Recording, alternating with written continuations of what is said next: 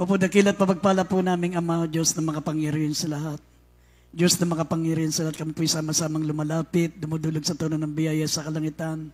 Malapang noon, patawarin mo po kami, linisin mo po ang aming mga puso.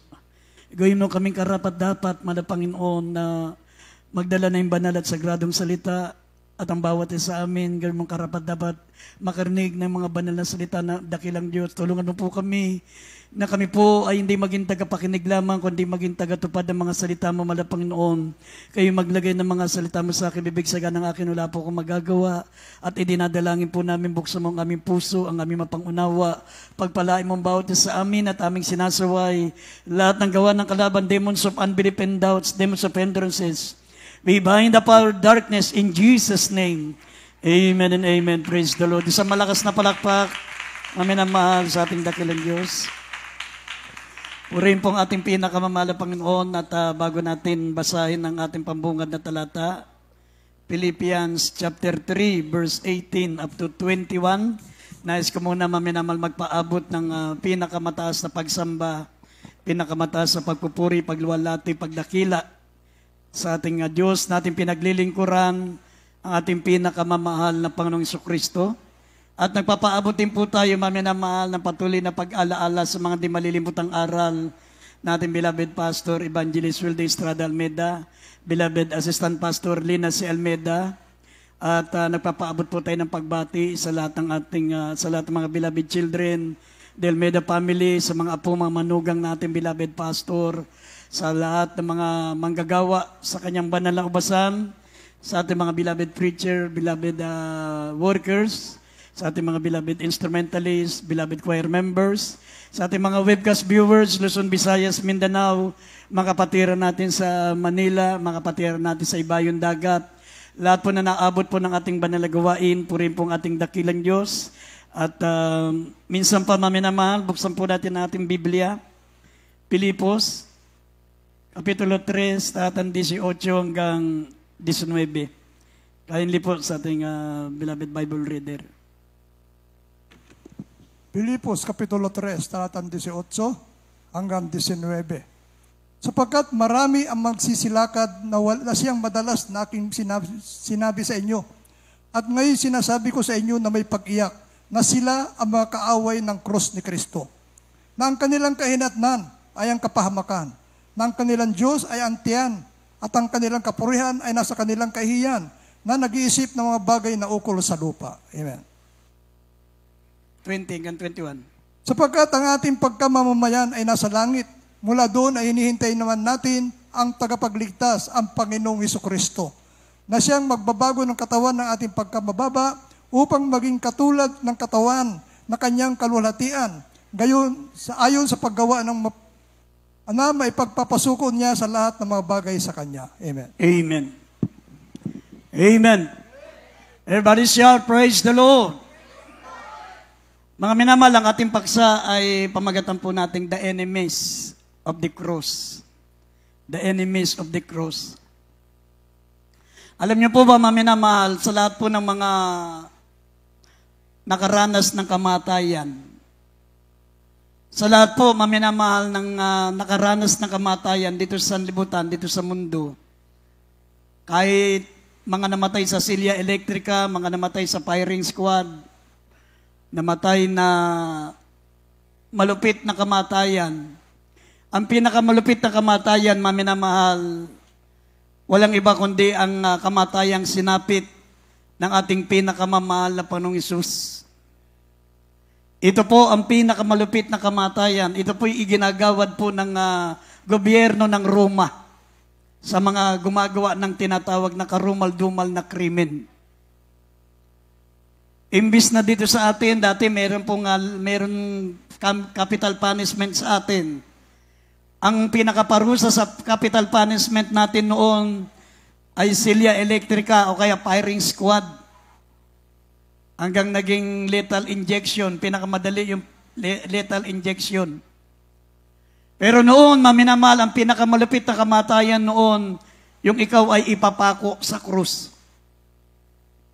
Kasi ang pagkapako sa krus, maminamahal, mararanasan mo ang unti-unti kang mamamatay. Talagang idadalangin mo, maminamal na mamatay ka na sa oras na yon. Imagine, nakapako ka sa krus sa gitna ng matinding sikat ng araw. Nakapako ang iyong kamay, nakapako ang iyong mga paa. Bukod doon, maminamahal, nandun ka sa isang matinding sikat ng araw mula alas 9 po ng umaga hanggang alas 3 ng hapon. Kaya nga, ang kamatayan ni Kristo sa krus, maminamahal, walang makahigit. Walang makahigit na kamatayan, maminamahal, sa lahat ng mga taong nakaranas ng kamatayan. Mabuti pa nga yung mga kriminal dito sa panahon natin. Si S.J. Garay, lethal injection, injectionan lang, patay na. Para ka lang natulog, tapos patay ka na. Pero napakatindi ng ginawa niyang kasalanan. Samantalang ang ating pinakamamahal na Panginoong Kristo, maminamahal, walang kasalanan. Sabi ng 1 Peter chapter 2 verse 22, hindi siya nasumpungan ng kasalanan. Walang nagawang kasalanan ang ating pinakamamahal na Panginoon, kundi ang kanyang gawain, mga minamahal, naglilibot, nagpapagaling ng mga karamdaman, nagahayag ng mga banal na salita ng Diyos, upang ang mga tao po, maminamahal, ay makaalam ng paraan paano sila aakyat sa langit. Pero namatay siya sa isang karumal-dumal na kamatayan, yung tinatawag na pagkapako sa krus. Amen. Kaya nga, maminamahal, dito po sa mga talatang binasa po natin, maminamahal, sinabi ng ating Apostol Pablo, maminamahal, sabi, marami ang mga nagsisilakad na madalas na sinasabi ko na may pag-iyak, na sila'y mga kaaway ng krus ni Kristo, na ang kanilang kahinatnan ay kapamakan, na ang kanilang Diyos ay ang kanilang mga tiyan, at ang kanilang kapurian ay nasa kanilang kahiyan, sapagat nag-iisip ng mga bagay na ukol sa lupa. Pag ikaw pala Kristiyano, maminamahal, hindi naka-mindset sa isip mo ang langit. Hindi mo minimithi, maminamahal, na makarating sa langit. Hindi mo number 1 priority ang paglilingkod sa Diyos. Ang tawag sa iyo, maminamahal, ay Christian. Na ang kanilang mga Diyos ay ang kanilang mga tiyan na nag-iisip ng mga bagay na ukol sa lupa at hindi ipinag-iisip ang mga bagay na nasa langit. Pag mas priority mo ang hanap buhay, ang trabaho, ang negosyo, pag priority mo, maminamal, ang mga bagay dito sa lupa, ang tawag sa iyo ng Biblia, maminamal, ay Christian. Na nag-iisip ng mga bagay na ukol sa lupa at hindi iniisip ang mga bagay na ukol sa langit. Sinabi ng banal na kasulatan, pag Kristiyano ka na, kapag anak ka na ng Diyos, sinabi ng Biblia, ang pagkamamayan natin ay sa langit. Buwat doon, hinihintay natin ang ating tagapagligtas, ang ating mahal na Panginoong Kristo, na siyang magbabago ng ating katawan mula sa pagkamababa upang maging katulad ng kanyang katawan sa kanyang kalulatian ayon sa paggawa na may pasuko niya ang lahat ng mga bagay sa kanya. Ibig sabihin, maminamahal, ipinapaalam sa atin ang ating dakilang Diyos. Sa lahat ng mga Kristiyano, mga minamahal, tandaan nyo, ang pagkamamayan natin ay makalangit.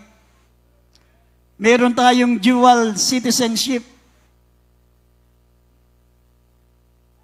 Unang-una, tayo po ay merong tinatawag na maminamahal na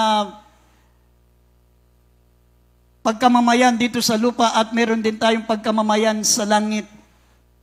Ikaw ay heavenly citizens. Ang pinaka number 1, maminamahal, na taglay natin, pinaka bukod tangi na taglay natin mga anak ng Diyos, ikaw ay tagalangit. Ikaw ay heavenly citizens. Yung iba, magkaroon lang sila ng green card, nagyayabang sila, American citizen ako. Ako ay Roman citizen. Ako ay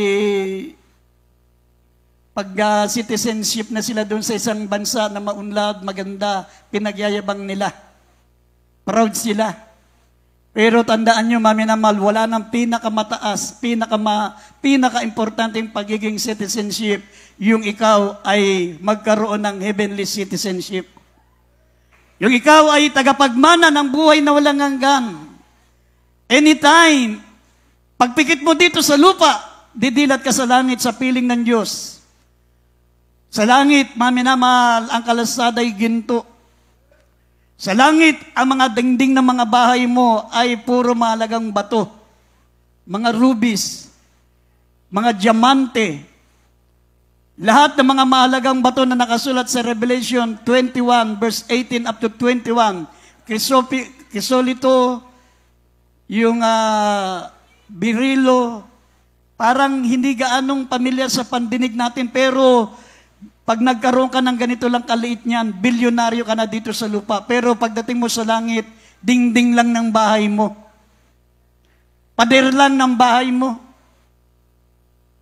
Ang pinakamababang uri ng kayamanan doon, ginto. Pero ang ginto doon, kalsada lang. Amen. Kaya nga, lagi sinasabi ng beloved pastor, kung ikaw, Kristiyano ka, mas mahalaga sa iyo ang material, mas mahalaga sa iyo negosyo, mas mahalaga sa iyo ang trabaho. Magpasuri ka sa ospital, baka may ganun ka. Baka may ganun ka. Anong tawag doon sa ganun? Baka ikaw ay naluluwagan ng tornilyo, nalaglagan ng tornilyo. Kasi ang Kristiyano may ganun. Ganun tayo, hindi ganun. Amen? Tandaan nyo, maminamahal, sinabi ng Biblia, it is appointed unto man once to die, then after this, the judgment. Anuin mo, makamtan mo lahat ng kayamanan. Makamtan mo lahat ng mga bagay dito sa lupa. Ngunit, hindi ka naglilingkod sa Diyos, hindi mo pinalagaan ang paglilingkod sa Diyos, mas priority mo ang kayamanan, ang trabaho, ang negosyo, mamatay ka. Ni Singkong Duling, wala kang madala. Ni Bitones, wala kang madadala. Kaya mas maganda, yung sabi ng banal na kasulatan, but seek ye first the kingdom of God and His righteousness, and all these things shall be added unto you. Pag inuna mo naman ang kaharian ng Diyos, pag inuna mo naman ang kanyang ang paglilingkod sa Diyos, maminamal, hindi ka naman din pababayaan ng Diyos eh. Sabi, and all these things shall be added unto you. Idadagdag na lang sa iyo. Naranasan namin yan. Naranasan namin yan, mga minamahal. Sino mag-aakala dati? Ang blessing namin, 5 piso lang. Blessing namin, 5 piso. Samantala nung nagtatrabaho kami, kinsenas katapusan, may 3,000 kami. Kinsenas katapusan. Tapos pagdating sa pagiging worker, 5 piso lang ang blessing namin. Hindi namin pinanginayangan yun, maminamal dahil nakapokus kami sa langit. Ngayon, mga minamahal, halos lahat yata ng mga manggagawa, may mga sasakyan na sila. Halos lahat ng mga manggagawa, pinagpala na ng ating mahal na Panginoon. Napakaganda na ng kabuhayan. Dati, 5 piso lang ang mga blessing ng mga ngayon. Pinagpala sila ng malapang material, physical, higit sa lahat sa spiritual. Pero ang importante diyan, maminamahal, hindi importante yung material, dahil iiwan natin yan. Ang importante, maminamahal, yung ikaw ay tagapagmana ng buhay na walang hanggan sa piling ng Diyos sa langit. Kaya nakakapagtaka yung mga ibang mga Kristiyano, maminamahal, bakit? Dahil sa trabaho, dahil sa negosyo, binabaliwala nila ang paglilingkod sa Diyos. Minsan nandito na nga sila, binabaliwala pa eh. Ayaw pang pakinggan ng salita ng Diyos. Pag nandito ka, hindi ka nakikinig ng salita ng Diyos, malaking lapastangan sa Diyos yan. Galit ang Diyos sa iyo. Bakit? Yung salita ng Diyos, siya mismo ang Diyos. In the beginning was the Word was with God, and the Word was God. Akala nyo, pag hindi nyo pinakikinggan ang preacher nyo, siya ang hindi nyo pinakikinggan, yung Diyos. In the beginning was the Word, sabi ng John 1:1, in the beginning was the Word was with God, and the Word was God. Ang napapakinggan yung salita ng Diyos, ito mismo ang Diyos. Kapag wala kang panahon makinig ng salita ng Diyos, binabaliwala mo pakikinig ng salita ng Diyos, Diyos ang tinatanggihan mo. Kaya sabi ng Revelation 1:3, mapalad ang nakikinig, mapalad ang nagbabasa, mapalad ang sumusunod, sapagkat ang lahat naman nakasulat dito, malapit nang mangyari, mapalad. Hindi sinabing sawing palad. Pag sinabing sawing palad, huwag ka na makinig, umalis ka na. Matulog ka na. Sabi, mapalad ang mga nakikinig, mapalad ang mga nagbabasa, mapalad ang tumutupad. Sa madaling salita, pag hindi ka nakikinig, sawing palad ka. Ikaw na ang pinakasawing palad sa balat ng lupa dahil hindi importante sa iyo ang spiritual na bagay, importante sa iyo ang material. Amen. Kasi sinabi rito, maminamahal, what is this cross of Christ, which some men are sadly said? Ano po, maminamahal, ang tinutukoy dito na krus, na tinutukoy, maminamahal, na sabi ng Biblia, na karamihan sa mga tao ay nagiging kaaway ng krus ni Kristo. Ito po, maminamahal, yung the suffering of Christ. Minamaliit nila. Binabaliwala nila yung sakripisyong inihandog ng mahal na Panginoon Kristo. Biro mo, saan ka makakita? Para madala ka sa langit, para maligtas ka, para makapiling ka niya sa langit. Yung Diyos na gumawa ng langit at lupa, bumaba. Bumaba siya, nagkatawang tao. Inako niya ang kasalanan mo, inako niya ang kasalanan ko, inako niya lahat ng kasalanan natin para lamang makapiling tayo sa langit. Saan ka makakita ng ganyan? Samantalang kung ikaw, pupunta ka sa ibang bansa, punta ka sa Amerika, pupunta ka sa ibang bansa, sinong mga presidente doon ang magpapakamatay para dalhin ka doon sa bansa niya? Sinong presidente ang kilala nyo na para makarating ka sa bansa niya, siya ang mamamatay para sa iyo, magsasakripisyo siya para makapunta ka sa bansa niya? Hindi, wala kang makikita. Salip, ikaw ang kailangang magpursige, asikasuhin mo ang passport mo, dahil kailangan magkaroon ka ng visa, lahat ng mga requirements, asikasuhin mo para makarating ka doon sa bansa niya, doon sa lugar na gusto mong puntahan. Pero ang Diyos, maminamahal, siya na ang gumawa ng paraan para makarating ka sa langit. Amen. Sinabi rito, maminamahal, namatay siya. He was wounded for our transgression. He was bruised for our iniquities. The chastisement of our peace was upon him, and by his stripes we are healed. Sabi na Isaiah 53 verse 5. Siya'y nabugbog ng dahil sa ating mga kasalanan. Siya ay nasugatan ng dahil sa ating mga pagsalangsang. The chastisement of our peace was upon him. Ang parusa na dapat sa atin ay ipinataw sa kanya, at dahil sa kanyang mga latay, tayo ay nagsigaling. Saan ka makakakita ng ganyan? Samantalang kung ikaw pupunta sa ibang bansa, ikaw ang gagawa ng paraan para makarating ka sa ibang bansa. Asikasuhin mo yung passport mo, asikasuhin mo yung mga papeles mo, birth certificate mo, talagang magtsatsaga ka, makita, hindi gusto makarating sa ibang bansa eh.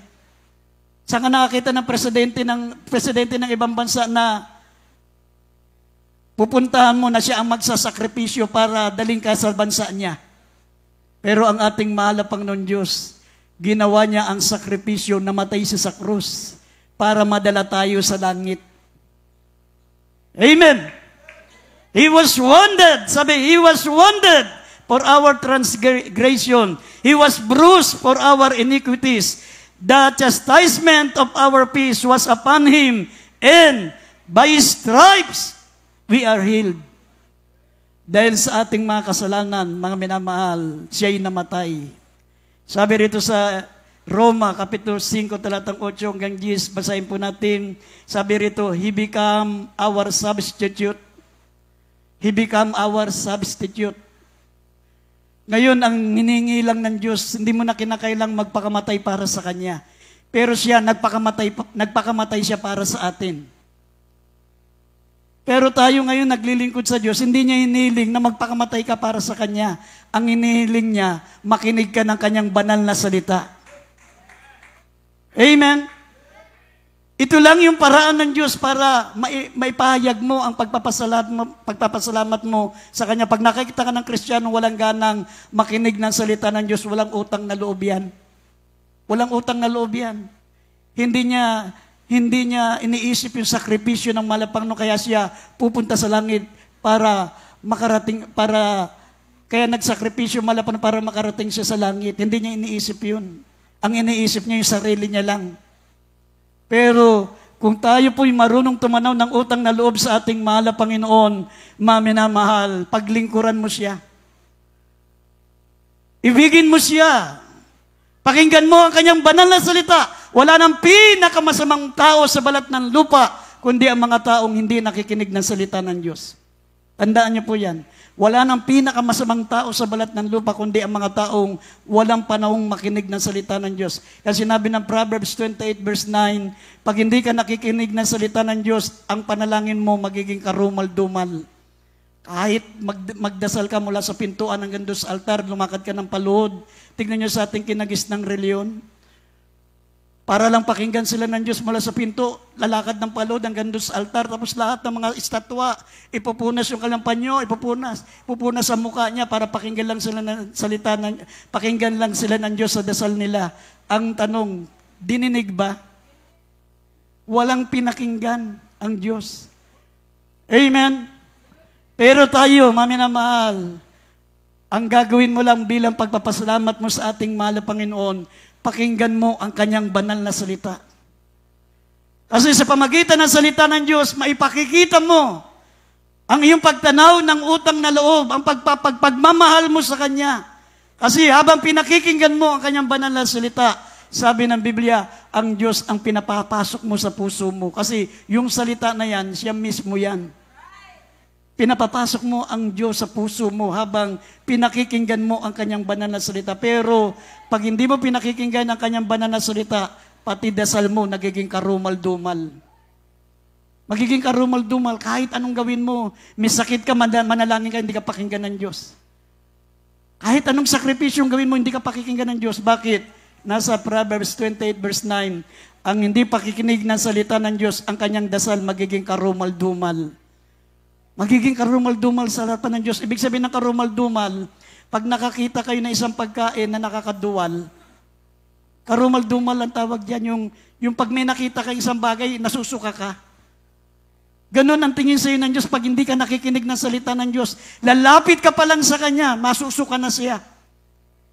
Nasa Proverbs 28 verse 9, ang hindi pakikinig ng salita ng Diyos, ang dasal niya magiging karumal-dumal. Basahin natin kindly, ito mo ng Roma 5:8. Saka dito sa Proverbs 28 verse 9. Dito po sa Roma chapter 5 verse 8 up to 10. Datapat ipinagtatagubili ng Diyos ang kanyang pag-ibig sa atin. Na nang tayo makasalanan pa, si Kristo ay namatay dahil sa atin. Lubha pa ngayong inaaring ganap sa pamamagitan ng kanyang dugo. Ay maliligtas tayo sa galit ng Diyos sa pamamagitan niya. Okay na, Isaias. Ayon sa Proverbs na. 28:9. Proverbs 28 verse 9. Siyang naglalayo ng kanyang pakinig sa pakikinig ng kautusan, maging ang kanyang dalangin ay karumal-dumal. Amen. Amen. Amen. Kami, mga minamahal, hindi sa pagmamalaki. Pag nakinig kami ng Word of God, sinasabi pa lang ng preacher, alam na namin kung saan mabubuklat. Pero nakikinig pa rin kami. Pero mo sa loob ng ilang taon kami nagbabasa ng Biblia, ilang taon kaming, kita nyo yung Bible ko, siguro nakasampung bili na ako ng Biblia.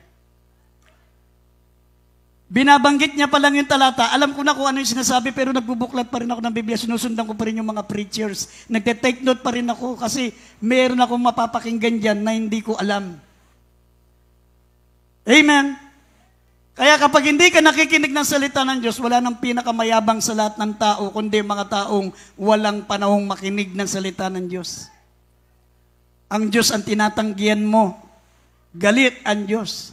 Kasi sabi rito, ipinagtatagubilin ng Diyos ang kanyang pag-ibig sa atin nang tayo'y makasalanan pa. Si Kristo'y namatay dahil sa atin.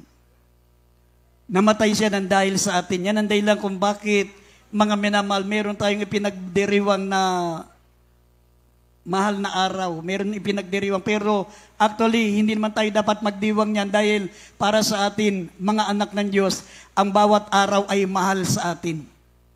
Araw-araw, mahal na araw sa atin. Araw-araw, Pasko sa atin. Hindi lang December 25. Hindi lang April o May, maminamahal ang mahal na araw. Sa atin, araw-araw, mahal na araw sa atin sapagkat lagi nating ginugunita ang pagmamahal ng malapangno na namatay siya sa krus nang dahil sa ating mga kasalanan. Ipinagtatagubilin ng Diyos ang kanyang pag-ibig sa atin. Nung tayo'y mga makasalanan pa, si Kristo'y namatay nang dahil sa atin. Amen.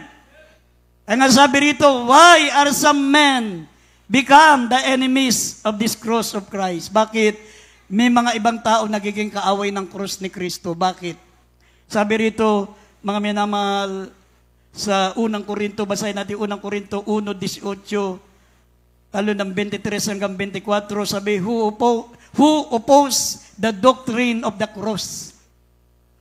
Who oppose? Ibig sabihin, mga minamahal, sinasansala nila ang turo ng ating malapangno na sa pamagitan lamang ng kamatayan ni Kristo sa krus, sumampalataya tayo sa Kanya para magkaroon tayo ng kaligtasan at buhay na walang hanggan. Pero ang tanong dito, who oppose the doctrine of the cross? Sino nag-o-oppose? Yung ating tinagis ng reliyon. Pero mo pag mahal na araw, pag ganitong araw ng patay, pumunta kayo sa sementeryo, ang daming mga pare. O asan na yung mga namatay mong nanay, namatay mong mga kamag-anak. Kukontratay mo na yan. Pwede pong pabasbasan yung nanay ko para mapunta sa langit. Anong gusto mo? Espesyal o ordinary? Ginawa pang siopaw, may espesyal, may ordinary. Pag espesyal, maraming dasal, tapos maraming mga wisik. Para daw mapunta na sa langit. Sabi nung isa, Brad, paano gagawin para madaling mapunta sa langit yung nanay ko? Magbenta ka ng kalabaw, magbayad ka ng marami para mapunta diretso sa langit yung nanay mo. Ganun sila. Pero kung tutuusin, mga minamahal, it is appointed unto men once to die, then after this the judgment. Nakatakda sa taong mamatay pagkatapos nito'y paghukom. Pag ikaw ay namatay, kahit sabi nga ni Dr. Jose Rizal, nabasa niya ang Biblia, o kahit ang buong dagat ng Pasipiko gawing bendita at idilig sa patay, hindi na sila maliligtas. Kaya nagalit yung mga pare, pinahiring squad, si Dr. Jose Rizal, kasi isa sa mga libro niyang ginawa, nakasulat doon, na kahit ang buong dagat ng Pasipiko gawing bendita at ididilig sa mga namamatay, hindi na yan aakyat sa langit. Bakit nauso ang bendita? Bakit nauso, maminamal, ang panalangin sa patay? Nung ginagawa ang St. Peter Basilica, nangailangan ang kinagisnan nating simbahan ng malaking halaga. Dahil Basilica yun, napakalaking simbahan. Worth billion of dollars ang pangangailangan. Nakaisip yung kura paroko doon, sabi niya, ang gagawin natin ganito. Ituturo natin sa mga taong magsisimba na ang sinumang magpapadasal ng espesyal, madaling mapunta sa langit ang kanilang mga kamag-anak. Kaya, mga minamahal, bumuhos ang pera sa simbahan. Yan ay panahon ni Martin Luther. Nung nabasa ni Martin Luther, mga minamahal, yung Biblia, nagbabasa siya habang nakatalukbong yung ulo niya ng kumot. Pari siya eh. Si Martin Luther, dating pari yan eh. Nababasa niya sa Biblia. Hindi pala totoo yun. Nabasa niya, hindi totoo, kaya nagkaroon ng protestante, nagprotesta.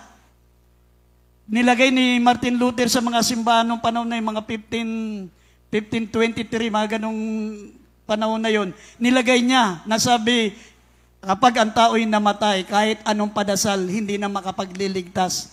Habang nabubuhay ka, habang malakas ka, habang may hininga ka, maglingkod ka sa ating mahal na Panginoon. For it is appointed unto men once to die, then after this, the judgment.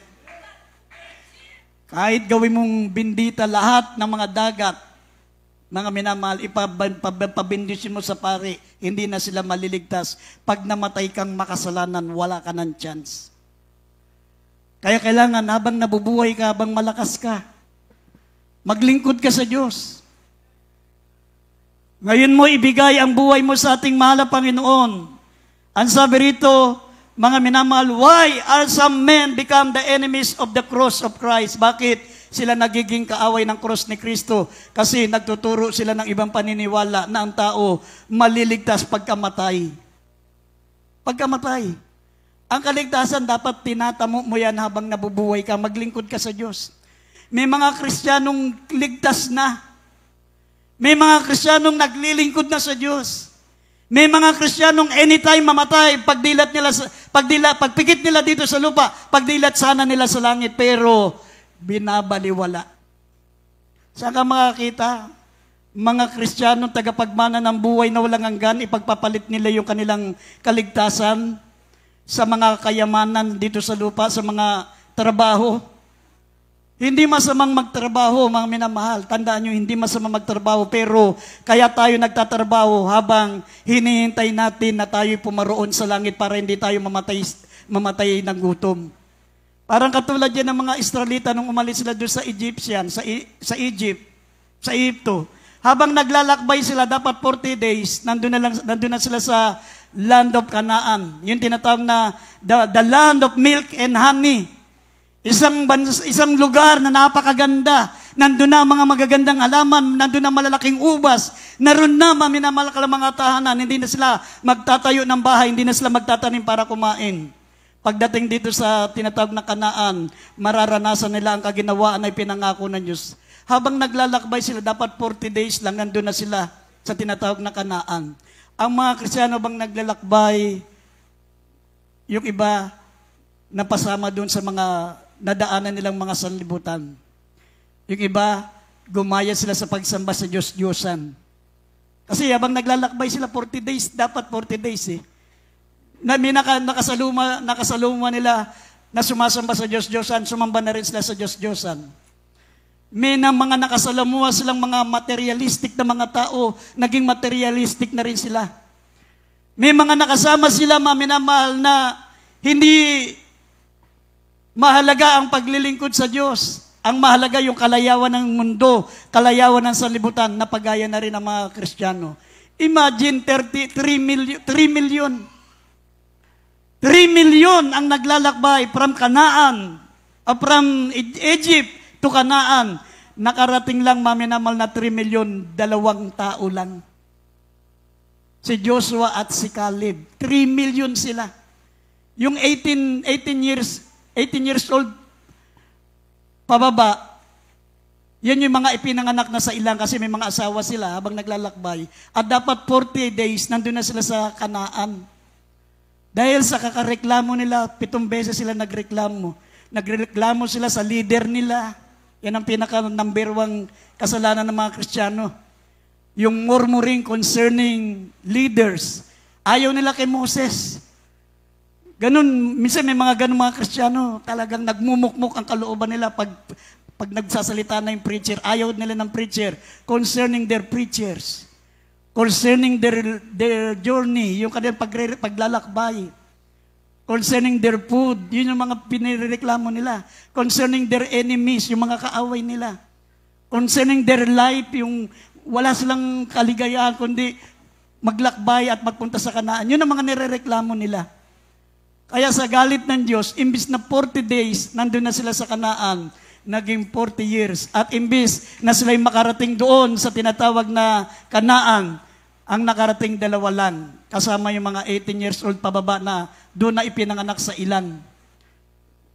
Wala pa sila sa ito noon, mga ipinanganak doon sa ilang habang naglalakbay sila. Imagine, 40 days naging 40 years. Kaya sa ating mga minamahal, Isinulat ang mga bagay na yan para maging aral, para maging halimbawa sa atin, para wag tayong tumulad sa kanila.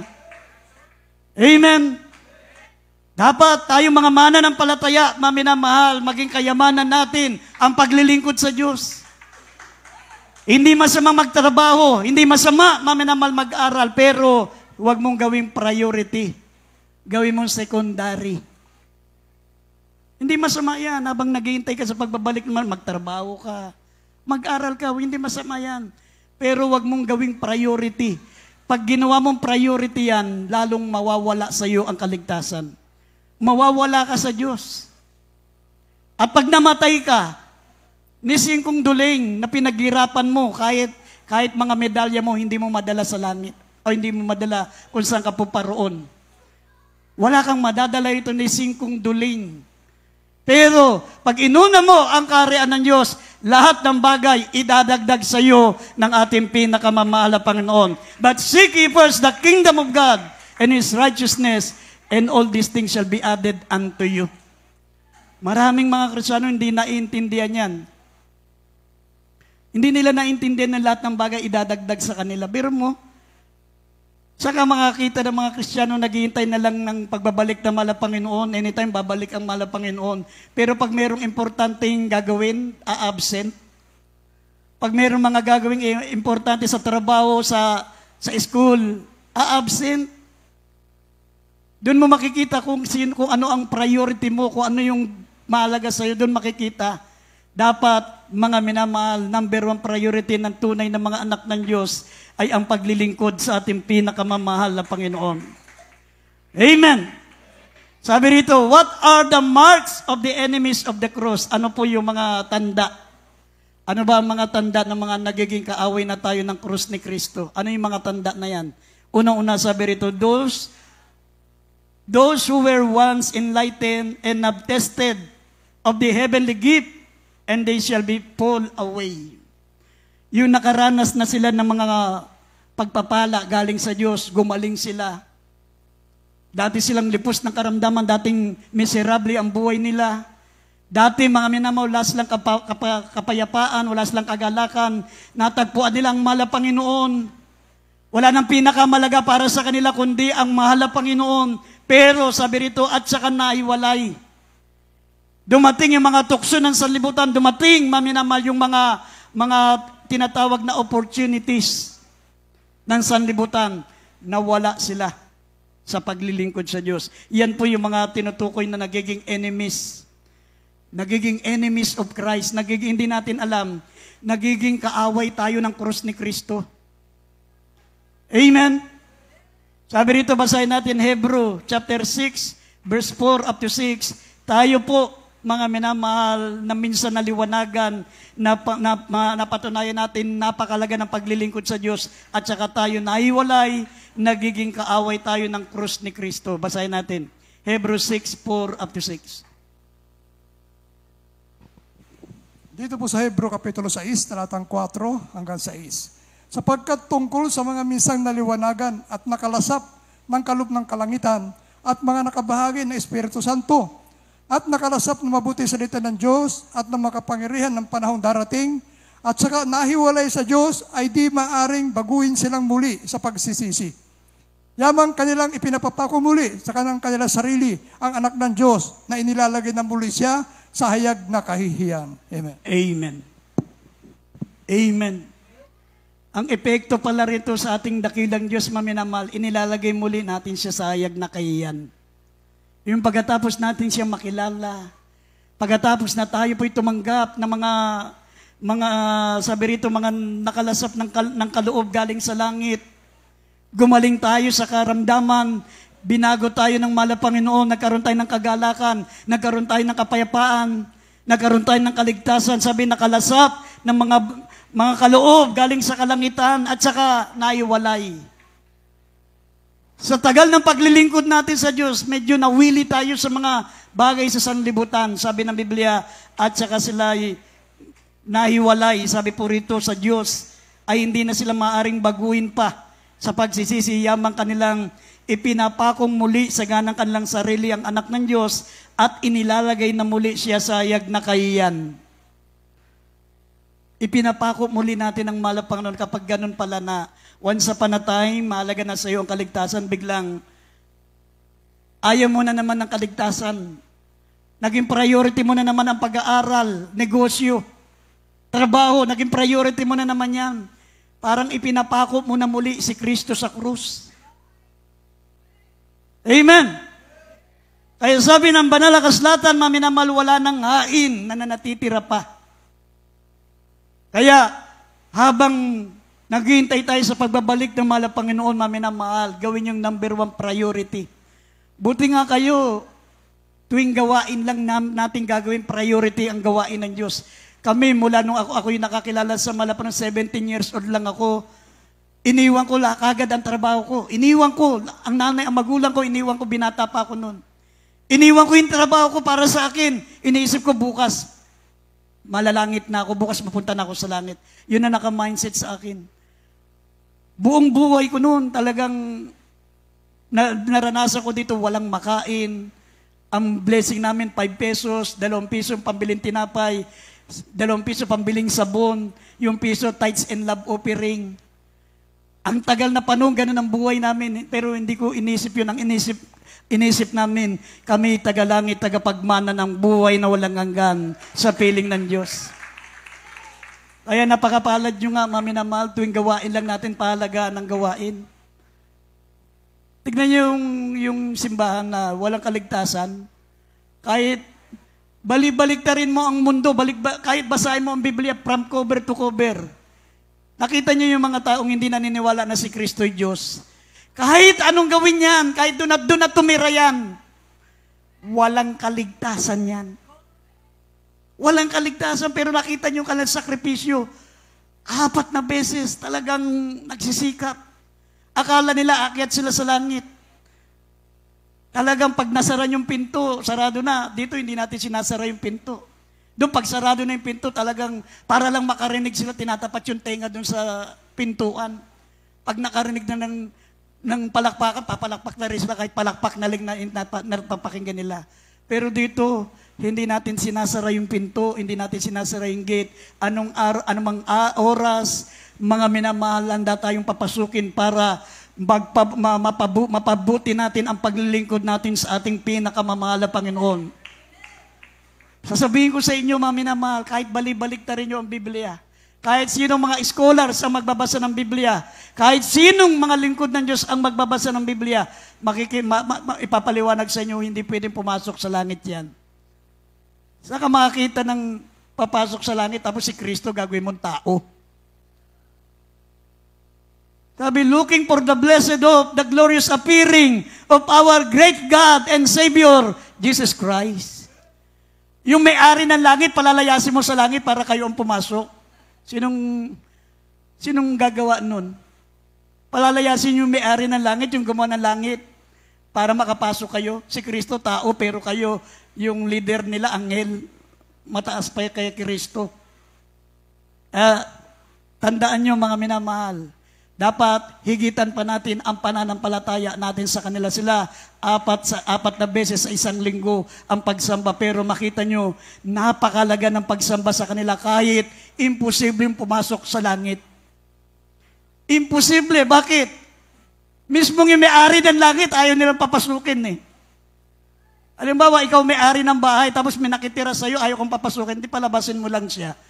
Lumabas ka ng pambira, pinatira lang kita sa bahay ko, aangkinin mo na. Ganon, mga minamahal, pag hindi ka naniwala na si Kristo ay Diyos, pinalalayas mo si Kristo sa langit para makapasok kayo. Sa Biblia, walang ibang Diyos, walang ibang pangalan na ibinigay sa silong ng langit, sa sukat ikaligtas ng lahat ng tao, kundi ang makapangyarihang pangalan ng ating pinakamamahal na Panginoon Jesus. Basahin nyo sa Biblia, walang ibang pinakikilalang Diyos from cover to cover, kundi si Kristo. At si Kristo, hindi ribultong may mga balbas. May bigote, hindi ganun. Hindi yan si Kristo. Ribulto yan. Pag ang paniwala mo kay Kristo, may mga may bigote, may balbas, sasamba ka ron, lulod ka ron, wala ka rin kaligtasan. Kahit sabi mo si Kristo, sinasamba mo. Si Kristo'y nasa langit. God is Spirit. Ang Diyos ay Espiritu, sabi ng banal na kasulatan. Kaya yan po ang sabi ng Biblia, Sino ang mga taong nagiging kaaway ng krus ni Kristo? Yung mga taong, mga minamahal, minsan na naliwanagan ngunit umalis. Once upon a time, naging Kristiyano. Once upon a time, mainit na naglingkod sa Diyos tapos nagpabaya. Ayaw nang maglingkod sa Diyos. Hindi na sila makapapasok sa kaharian ng langit. Pangalawa, sabi rito, those Christian whose God is their belly. Yun daw mga Kristiyanong ang Diyos ay ang kanilang tiyan. Ano ibig sabihin ng ang Diyos ay ang kanilang tiyan? Ang priority nila yung tiyan. Hindi baling wag makadalo, basta makapagtrabaho lang. Kasi pag hindi nagtrabaho, walang makakain, walang sweldo. Sabi ng Biblia, maminamahal, but seek ye first the kingdom of God and His righteousness, and all these things shall be added unto you. Tignan nyo sa Egypto, 40 years naglakbay sila sa Egypto, walang makain. Walang halaman doon na pwedeng kainin, walang tubig. This year to, for 40 years, naglakbay sila. Ang mga Kristiyano maminamahal galing sa Egypt, naglakbay from Egypt to Canaan. Imbis na 40 days, naging 40 years. Sa 40 years, walang makain sa disyerto, mga minamahal, pero hindi sila pinabayaan ng Diyos. Pag gusto nila kumain ng karne, bumababa ang mga ibon, bumababa doon sa kalang kampamento para may pagkain sila. At pag umaga, maminamahal, yung pong mana, yung ilang, yung mana from heaven, yung mga hamog, babagsak sa kanilang kampamento, yung mga hamog, pag niluto nila, nagiging masarap na tinapay. Yun ang pagkain nila for almost 40 years.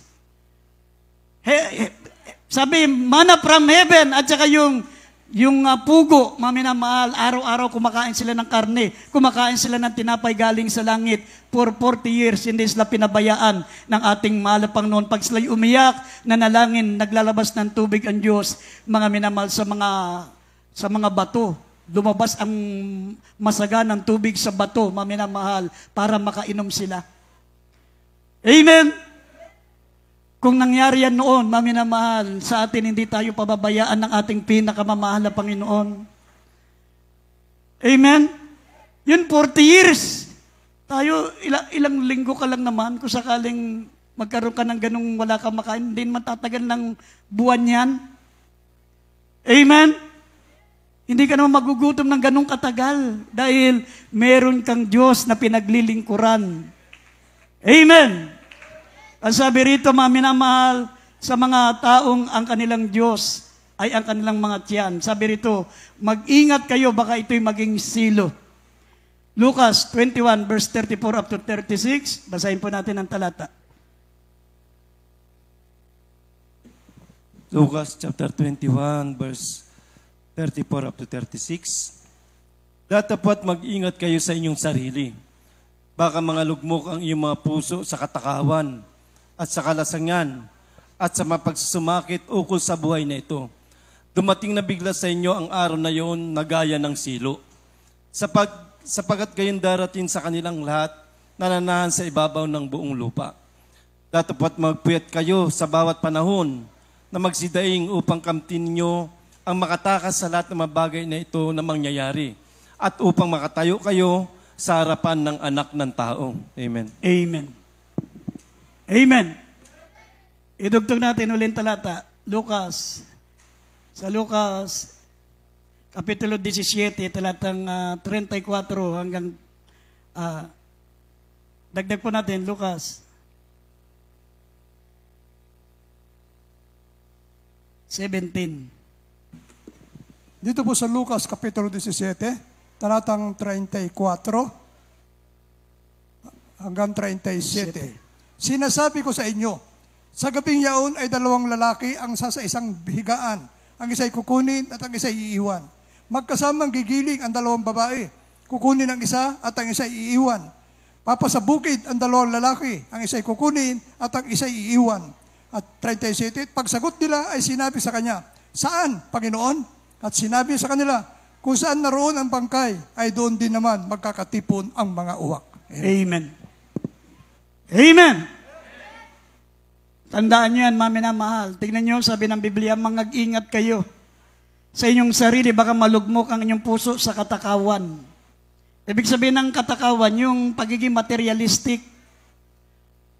Mag-ingat kayo, baka ang inyong puso'y malugmok sa katakawan, sa kalasingan. Sa kalasingan, katulad ng mga ginagawa ng mga sanlibutan, pagpapakalasing. Pagsusumakit, ukol sa buhay na ito, yung maging number one priority niya, ang paglilingkod, ang kanyang trabaho. Pinagpalit mo na yung langit. Pinagpalit mo na ang kaligtasan mo sa material. Sabi, nagsusumakit na ukol sa buhay na ito at dumating sa inyo na bigla na gaya ng silo. Hindi mo alam, silo pala yun, patibong. Isner yun, isner bitag.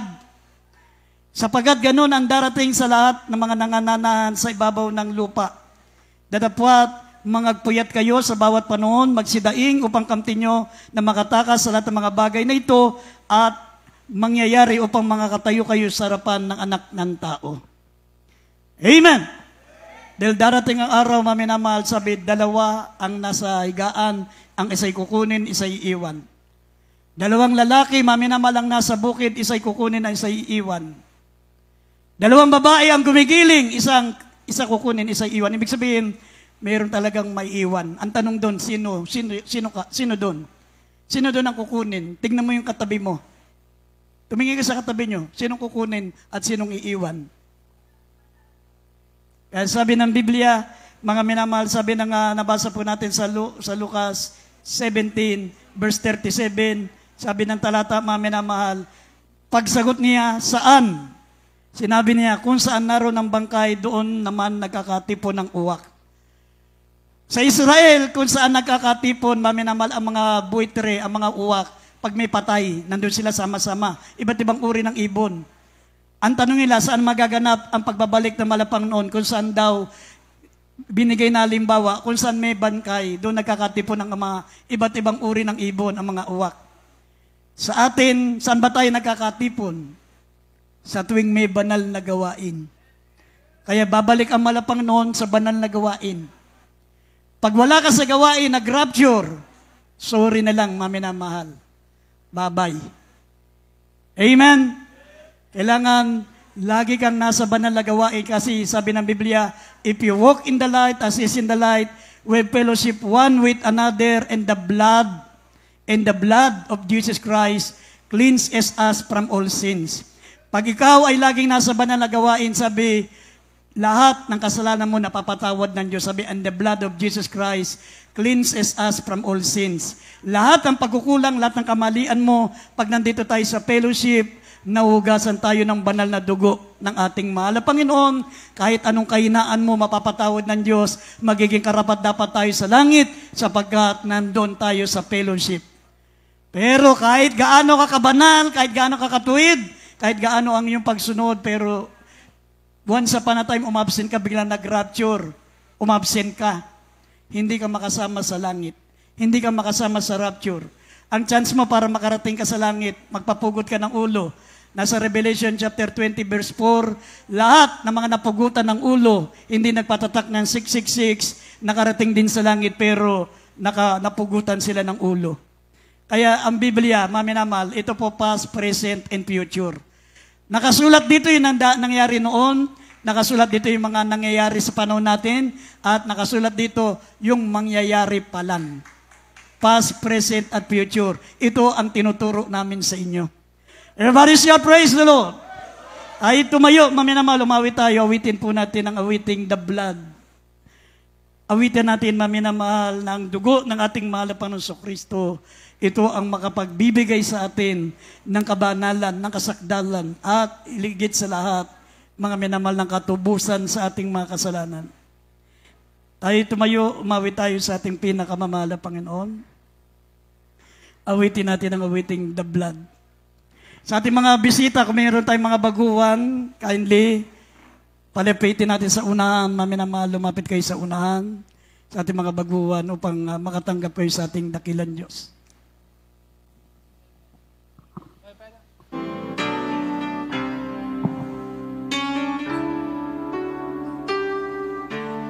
Beloved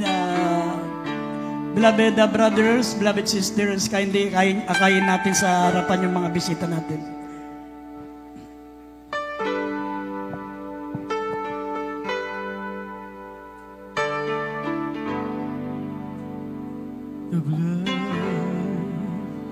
of Jesus shed for me.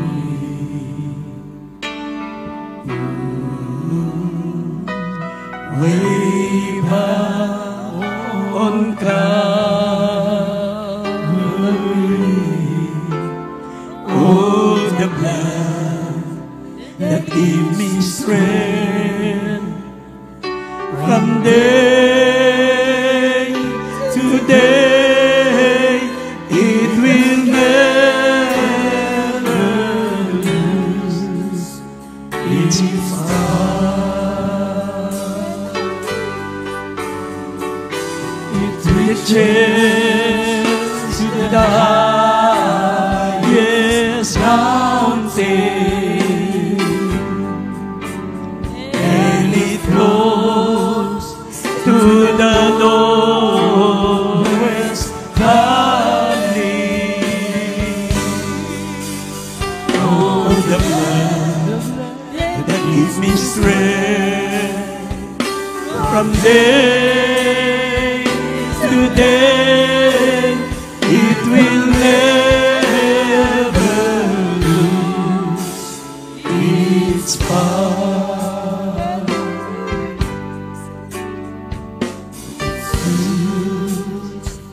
My God, and it comes, yes, all my needs, and it dries all, yes, all my tears. Oh, the blood that gave me strength from day to day, it will never lose its power.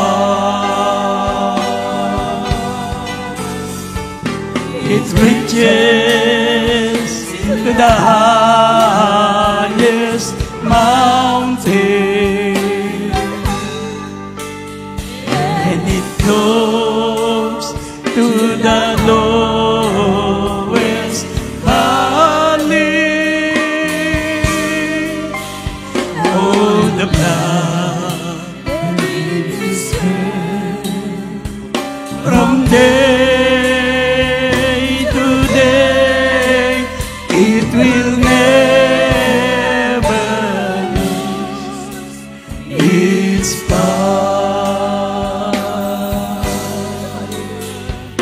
It reaches to the highest mountain, and it flows to the lowest valley. Oh, the blood that gives me strength from day to day, it will never lose its power. Amen.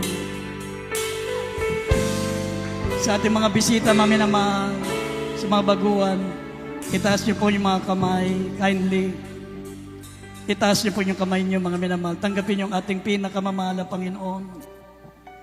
Napakalaga, mga minamahal, ang sandaling ito.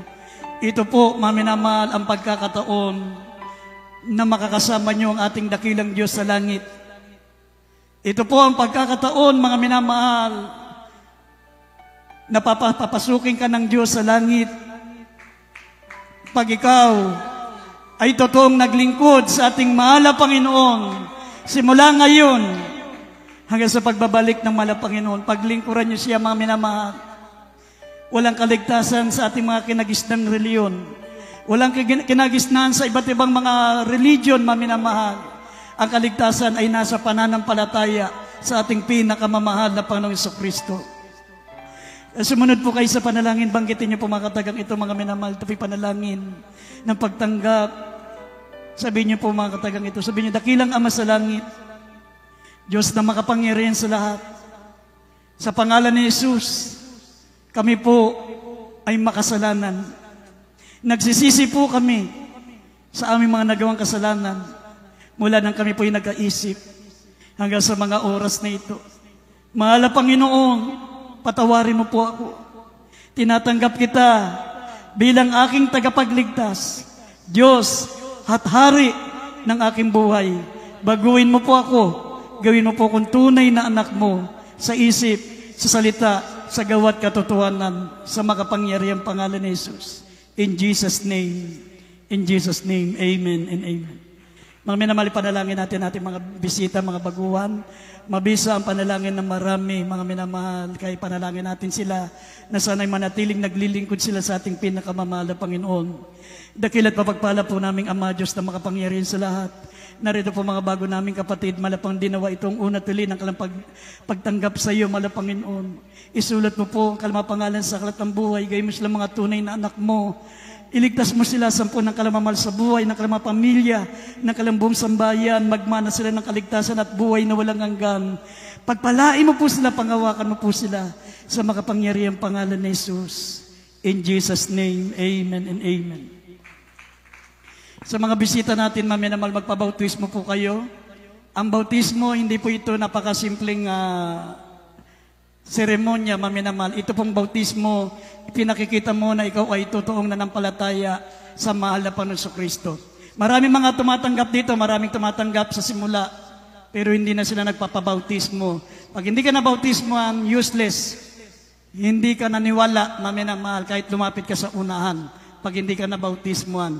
Sabi ng Marcos 16, talatang 15 hanggang 16, ang sumampalataya at mabautismoan ay maliligtas, ngunit ang hindi sumampalataya ay mapapahamak. Ang totoong pananampalataya ay nasa bautismo. Kaya magpabautismo po kayo para mga minamal maisulat ang inyong mga pangalan sa aklat ng buhay at kayo po'y maging tagapagmana ng buhay na walang hanggan. God bless you po sa ating mga minamahal, mga bisita. Pwede na kayong bumalik sa ating upuan at sa ating mga kapatiran. Umawit mo muli tayo, mga minamahal, para sa pagsalo natin sa banal na hapunan. Awitin po natin, mga minamahal, ang tinapay ng buhay. Habang inihandad natin ang ating puso, ang ating isip sa pagsalo sa banal na hapunan. Magsisipo tayo, mga minamahal, lalo na sa mga Kristiyanong nakalimutan na ang paglilingkod sa Diyos. Sa mga Kristiyanong naging mahalaga ang material kaysa sa espiritual. Sa mga mananampalataya na tinalikuran ang ating mahal na Panginoon at nabaling sa sanlibutan. Umawit tayo, mga minamahal.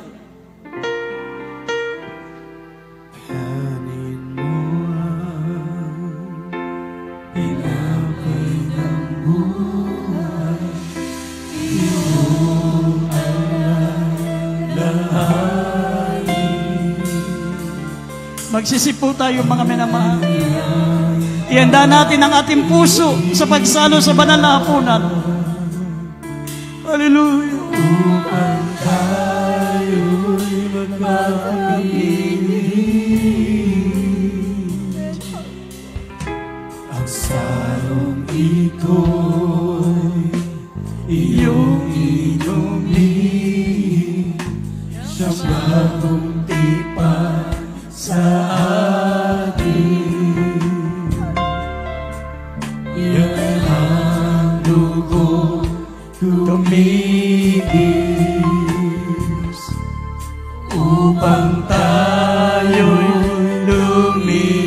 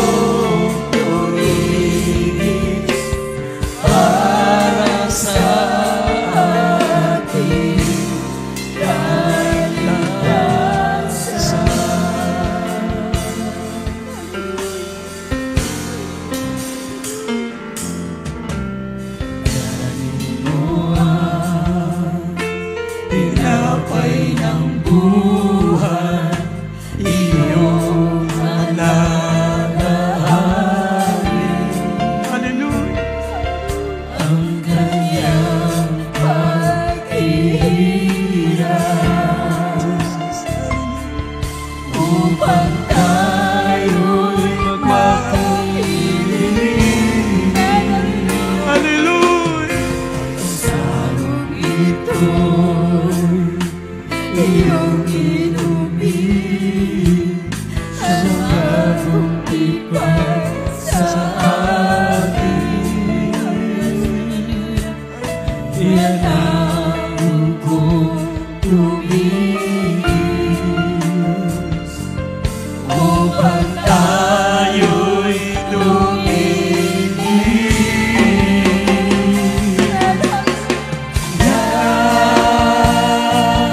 Ang pag-ibig ng ating Panginoon,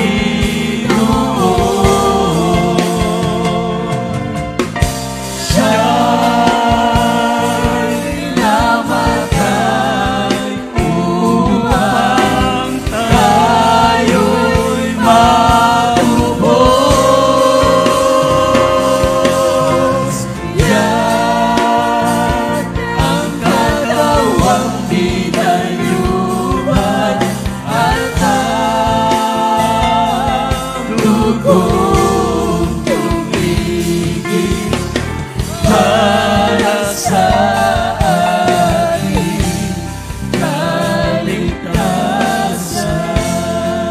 Amen. Hallelujah. Manalangin po tayo mga minamahal. Pagsisiyan natin ang ating mga pagkukulang.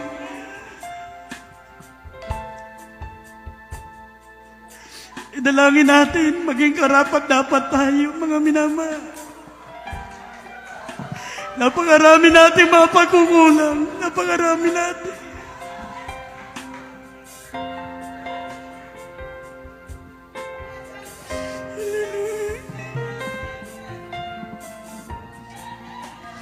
Manalangin tayo mga minamahal. Jesus. Opo, dakilat papagpala po naming Ama, Diyos na makapangyarihan sa lahat. Malapanginoon, patawarin mo po kami. Ano man ang aming mga pagkukulan. Ano man ang aming mga kamalian, patawarin mo po kami, Malapanginoon. Igawad mo yung masaganang pagpapatawad. Maging karapat-dapat po kami, Malapanginoon, makasalo sa banal na hapunan. Linisin mo ang aming mga puso. Linisin mo po kami sa lahat ng aming mga kalikuan, Malapanginoon. Gawin mo kaming karapat-dapat sa mga oras dito, dakilang Diyos, sa makapangyarihang pangalan ng aming pinakamamahal na Panginoon Jesus. Hallelujah. Iniling ko maminamahal, awakan natin ang tinapay, mga minamahal. Sinabi rito sa unang Korinto, mga minamahal, sinabi po rito ng banal na kasulatan. Ang sabi ng unang Korinto, Kapitulo 11, talatang 24, mga minamahal, ang sabi ng talata. At nang siya'y makapagpasalamat, ay kanyang pinagputol-putol at sinabi, ito ang aking katawan na pinagputol-putol ng dahil sa inyo. Gawin niyo ito sa tuwing kayo'y magsisikain sa pag-alaala sa akin. Kainin natin ang sabay-sabay ang tinapay, mga minamahal.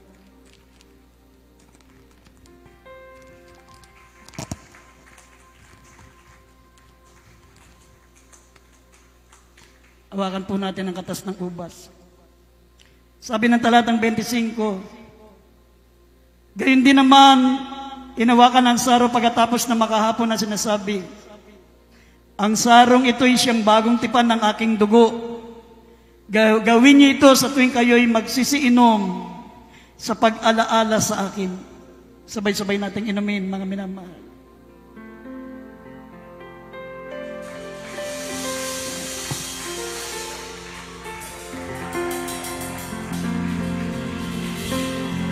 Dami natin ang presensya ng mahal na Panginoon. Hallelujah! Hallelujah! Hallelujah! Hallelujah!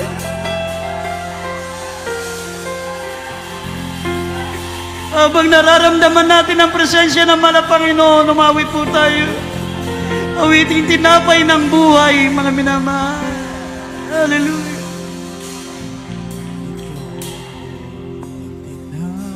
Ng buhay, kanin mo, makibahagi. Ito ang tinapay ng buhay, kanin mo, mag-isa. Ng katawan binayubay upang ikaw ay mabuhay. Yan ang katawan hirap upang iyong kamtan ang buhay na walang hanggan.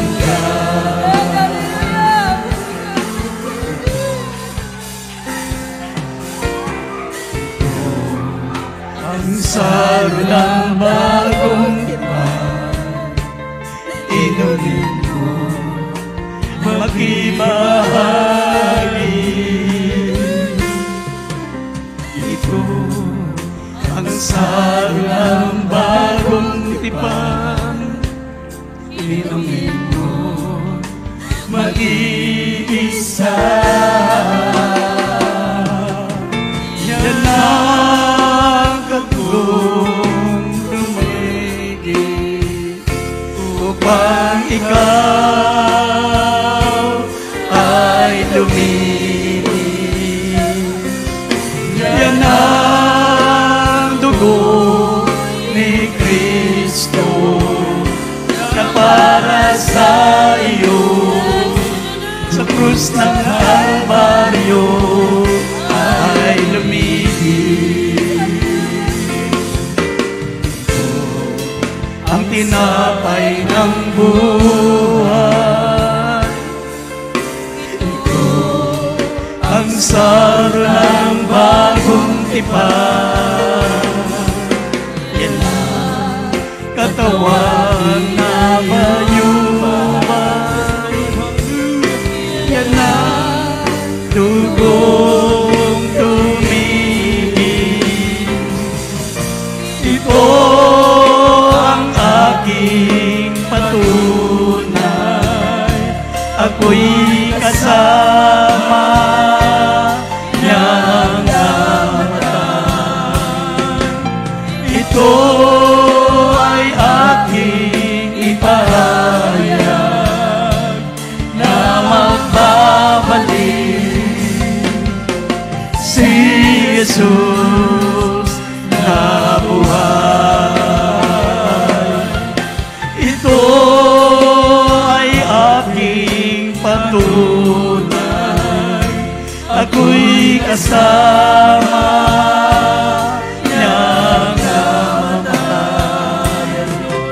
Ito ay aking ipahayag na magbabalik si Jesus na buhay. Magbabalik si Jesus na buhay. Amen. Mga minamahal, sama-sama po tayong manalangin habang nasa ating kalagitnaan pa ang banal na presensya ng ating mahal na Panginoon. Manalangin po tayong lahat sa ating mga kahilingan, sa ating mga pangailangan. Idulog natin sa ating dakilang Diyos anong ating mga kahilingan, mga pangailangan. Opo, dakil at papagpala po naming Ama, Diyos na mga pangyarihan sa lahat. Malapang nang sama-sama po namin idinudulog ang mga kahilingan ng mga kapatiran po namin. Ano man po ang kalamang taglay na karamdaman, ano man po ang kalamang taglay, malapangino ng mga natitirang mga kahinaan. Patawarin mo po kami, linisin mo po ang aming mga puso. Hipuin mo kami, malapanginoon, pagaling mo lubusan ng aming mga sakit. ang aming mga karamdaman, malapang palayain mo kami. Sa lahat ng aming mga natitirang mga kahinaan, malapang pagpalain mo lahat ng mga anak mo, material, physical, higit sa lahat sa spiritual, pagpapala, malapang Panginoon, sa makapangyarihang pangalan ng mahal Panginoong Sus. In Jesus' name, in Jesus' name. Ipatong natin ang ating mga kamay sa ating mga ulo, mami na mahal. Sabayin niyo lahat ng gawa ng kalabang. Di mo mga karamdaman, mga panghihina, panlupaypay, demons of materialism. Lahat ng gawa ng kalabang, panghihina, panlupaypay, vices. Lahat ng gawa ng kalaban, pinalalayas namin. Demons of infirmities and diseases. Cast out in the name of Jesus. Demons of infirmities and diseases. Demons of cancer, leukemia, diabetes, asthma, sakit sa puso, high blood, lahat ng gawa ng kalaban. Lumayas kayo mga bisyo, pag-inom ng alak, paninigarilyo, lahat ng gawa ng kalabang. Lumayas kayo, panghihina, panlupaypay. Demons of unbelief and doubts, cast out in Jesus' name. Hallelujah! Be healed, vices be gone. In Jesus' name, bless us, O Lord God, in Jesus' name. Amen and amen. Tumayo tayong lahat, mamaya na mahal. Nasa Lucas 6:23, magsilundag tayo sa tuwa. Napakalaki ng gantimpala natin sa langit, mga minamahal. Tanda po natin, yung sakripisyo po natin, hindi po kayang ikumpara sa gantimpalang naghihintay sa langit. Amen? Kaya magsakripisyo po tayo, mga minamahal. Malapit na pong bumalik ang ating mahal na Panginoon. Pahalagahan nyo higit sa lahat ang paglilingkod sa Diyos kaysa sa mga material na bagay.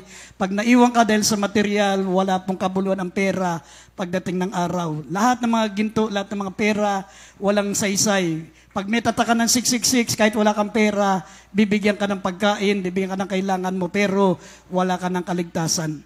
Kaya bago mangyari yan, mga minamahal, nasa langit na po tayo.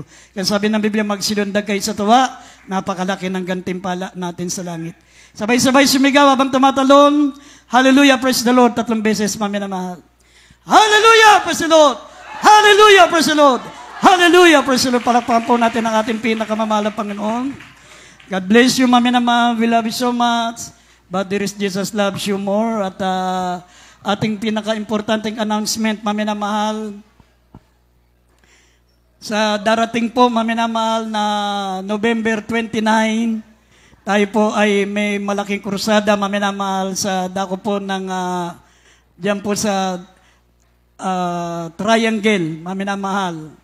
Sa Triangle, sa Rizal Triangle, mami na mahal, sa bayan ng Olongapo City. Kaya nga, makiisa po tayo, mami na mahal, lalo ng ating beloved choir members, beloved youth choir, Pines, beloved adults choir. Meron tayong pag-aayuno, mami na mahal, bago dumating ang araw na yan. At yan po ay Sabado, November 29, at araw ng Linggo, November 30, dito na po tayo sa Pastoral House. At sa November 15 and November 16, mga minamahal, aagahan po natin ang service natin diyan sapagkat pupunta po tayo sa dako po ng Balanga City. Yung mga kapatiran lang na gustong pumunta, mga beloved choir members, beloved adults choir, sa dako po ng Balanga City. Mga minamahal, yan po yung November 15 at November 16. Yan po ay Sabado at Linggo. Mga minamahal. Kaya nga sa araw na yan, sa linggong November 15 and 16, magsisimula tayo na alas 8, mga minamahal. Alas 8 po sa November 16 ang ating gawain, mga minamahal, sa araw ng Linggo. November 16 pa po yan. Hindi pa sa susunod na Linggo, kundi sa November 16, magsimula tayo ng alas 8, mga minamahal, sapagkat ang ating mga choir members ay pupunta sa dako po ng Balanga City. Inuulit ko po, mga minamahal, Sabado, November 29, ay sa Rizal Triangle po tayo. Rizal Triangle. At araw ng Linggo, November 30, dito na po tayo sa Pastoral House. Kaya nga, sa November na yan, yung week na yan, ay gagawin po nating Martes at Huwebes. Doon sa week na yan, November, siguro mga 24 yan. Anong araw yung Martes? November 25. November 25, Martes po, Martes. Yung Huwebes, November 26. November 24 at November 26 at 27. November 27 at November 24. November 24 and November 27. Uulitin naman natin ang announcement na yan. Martes at Huwebes po ang ating midweek at overnight prayer. Kasi meron tayong krusada, maminamahal, sa darating na 29 and 30.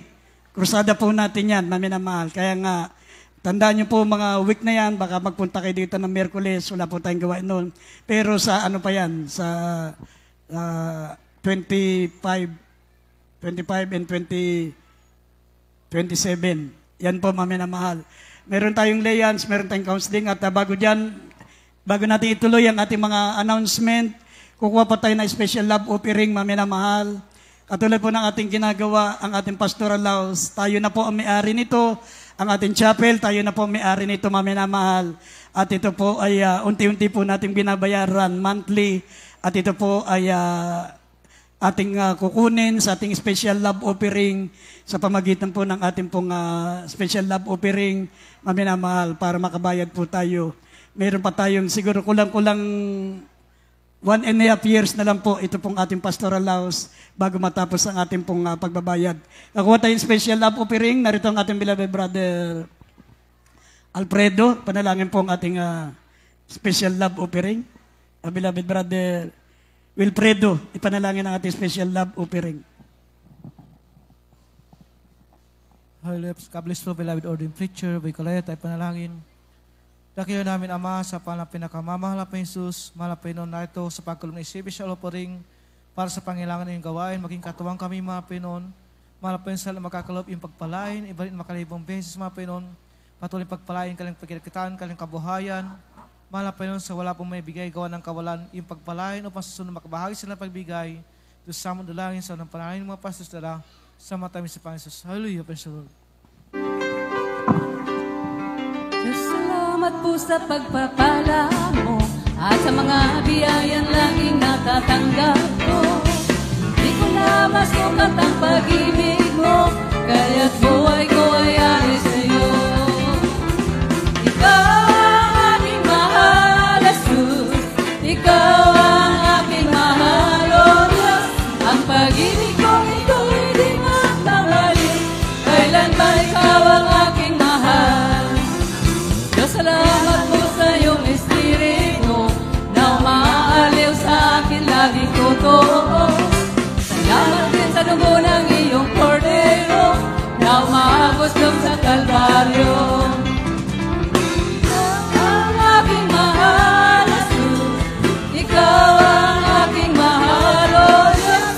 Ang pag-ibig kong ito'y di magmamaliw, kailanman ikaw ang aking mahal. Kailanman ikaw ang aking mahal.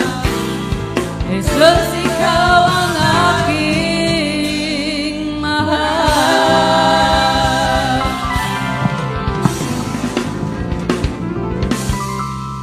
Amen. Praise God. Puri po ating Panginoon Jesus. God bless po.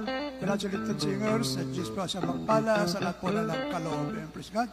Patuloy na po tayo minamahal sa ating announcement po. Patuloy po na ating pananambahan po dito sa ating minamahal na baguhan na malating bisita. Mayroon po tayong 3 beses na pananambahan sa roon po na 1 linggo na maaari po natin madaluhan.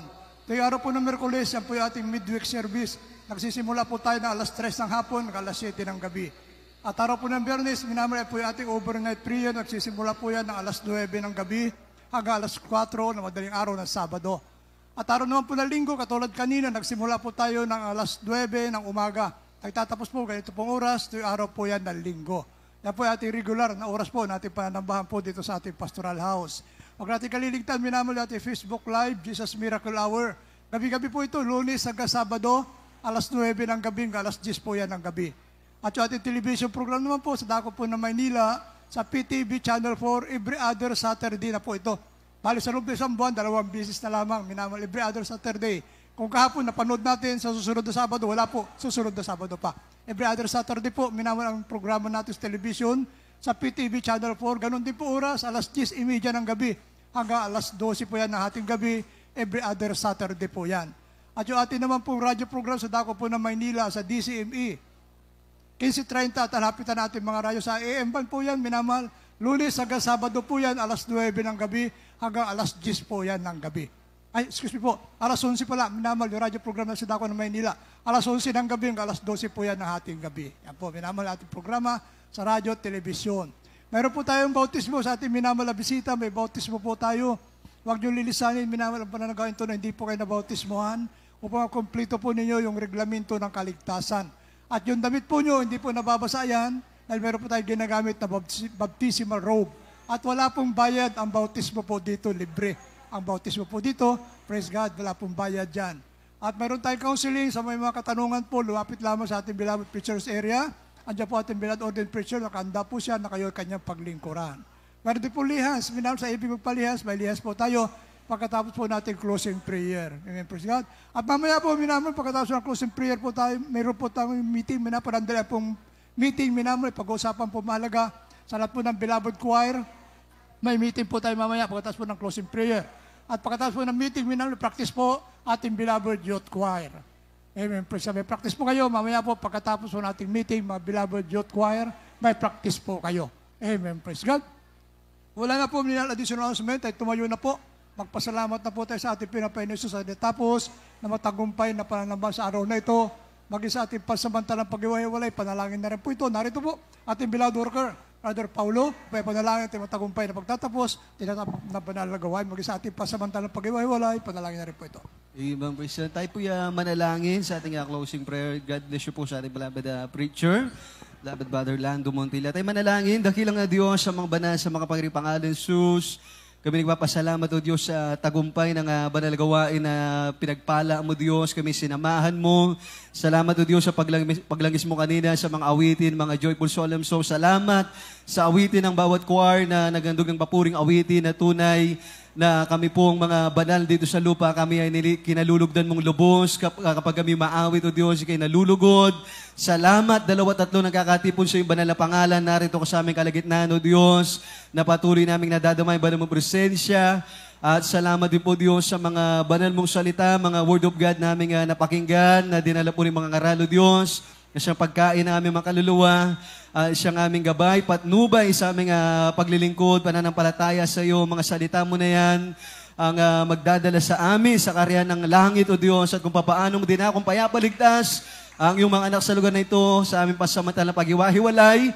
Ingatan mo pong lahat ng mga maglalakbay, lalo na po mga naka-single motor, mga magdadrive na mga 4 wheels na sasakyan, mga tatawid sa tawiran. Ingatan mo po ang lahat ng mga anak mo, sila makarating ng ligtas, payapa. Ito pong aming samudalangin sa makapangyarihang pangalan ni Jesus. Amen. Amen. Praise God. God bless Paul at Pao. Kamayan po tayo minamahal. Ingat po sa pagtawid. Tanda mo kaya amin iniibig, ngunit mas iniibig po tayo na ating pinapain Jesus. Amen. Praise God.